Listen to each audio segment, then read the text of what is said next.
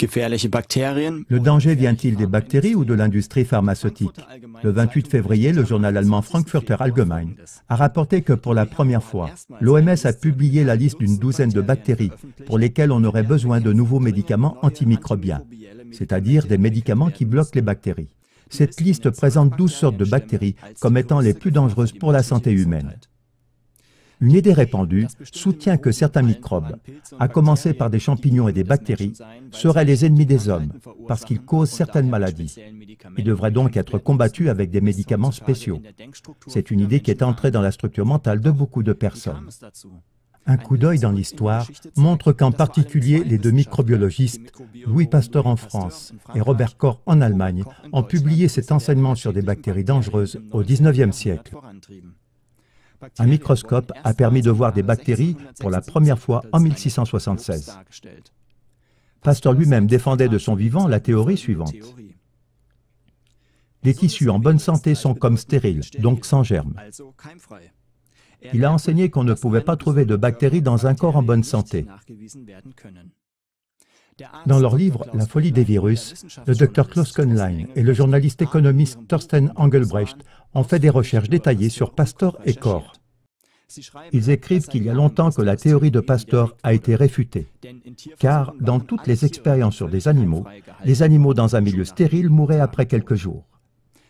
En plus de cela, des recherches actuelles montrent que les bactéries sont essentielles pour la vie humaine.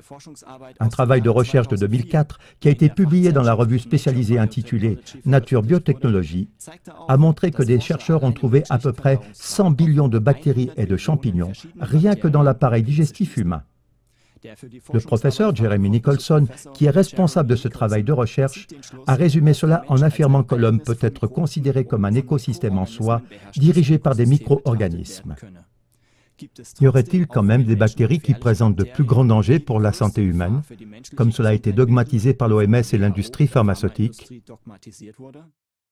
À la question « Jusqu'à quel point les bactéries sont-elles dangereuses pour l'homme ?», Köhnlein et Engelbrecht répondent de la manière suivante. On devrait juste penser au fait que sans les bactéries, la vie humaine ne serait pas possible. Tout dans la nature, que ce soit au sujet des cellules ou du corps, tout se passe dans un équilibre.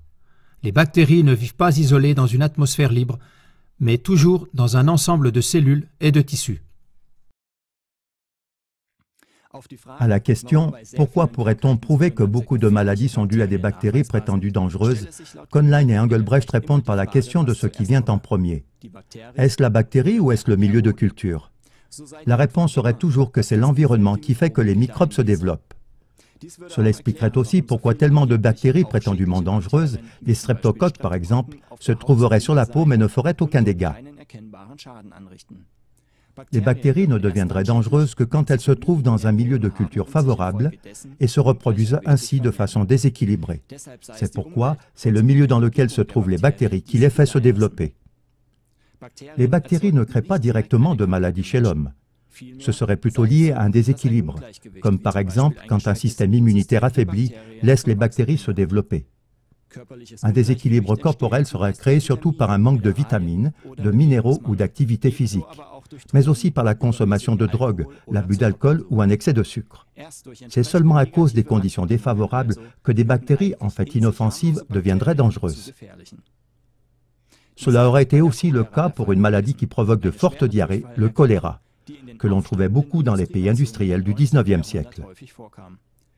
En cherchant la cause, les partisans de Pasteur ont accusé les bactéries du choléra sans prendre en compte le fait que les personnes contaminées par le choléra buvaient chaque jour de l'eau visiblement polluée et de l'eau non traitée, envahie d'excréments et de produits chimiques industriels, et qu'en plus de cela, ils avaient une mauvaise hygiène de vie.